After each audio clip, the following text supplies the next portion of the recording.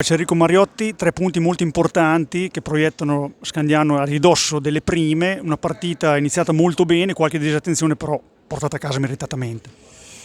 Sì, penso di sì, penso che abbiamo fatto una buona gara in una difficoltà dove avevamo Roca e Barbieri non in condizione di giocare.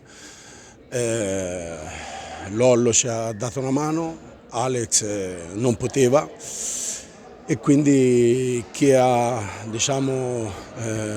stato parte attiva della gara è stato molto bravo. Sapevamo della partita molto complicata, sono una squadra di ragazzi giovani ma di grande qualità e magari l'esperienza è quel punto che viene giocando e partecipando ai campionati. E il Trissino è una squadra veramente difficile da affrontare proprio per questo motivo, perché hanno qualità e hanno molta iniziativa. Siamo stati bravi anche stasera a sfruttare le nostre occasioni davanti alla porta, portarci in vantaggio e poter gestire poi in un altro modo la partita. Ci siamo riusciti abbastanza bene, gli errori fanno parte del gioco. Per delle situazioni di gestione, di errori individuali, abbiamo ridato a loro un po' la possibilità di rientrare in partita, soprattutto nel primo tempo che avevamo un bel vantaggio e abbiamo concesso delle ripartenze, dei contropiedi che loro hanno sfruttato. Detto questo, ci teniamo una gara spettacolare, 3 punti e guardiamo avanti.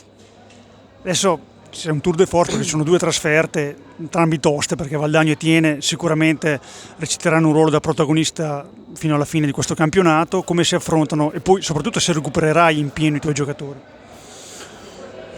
Partiamo da giocatori e vediamo di recuperarli, non lo so, lo sapremo all'ultimo momento. Mercoledì sicuramente andiamo a Valdagno, una pista e una squadra difficile, hanno integrato giocatori che sono scesi dalla squadra di Serie 1 e quindi sarà un ottimo confronto per capire anche noi a che punto siamo, cosa dobbiamo ancora migliorare. Andiamo per fare la nostra partita come abbiamo fatto stasera, ogni partita è complicatissima e non ci spaventa nulla, non ci deve spaventare giocare o condizionare o metterci ansia.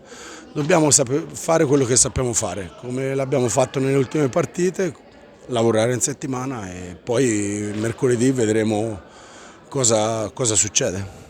Grazie e ancora complimenti. Grazie a voi.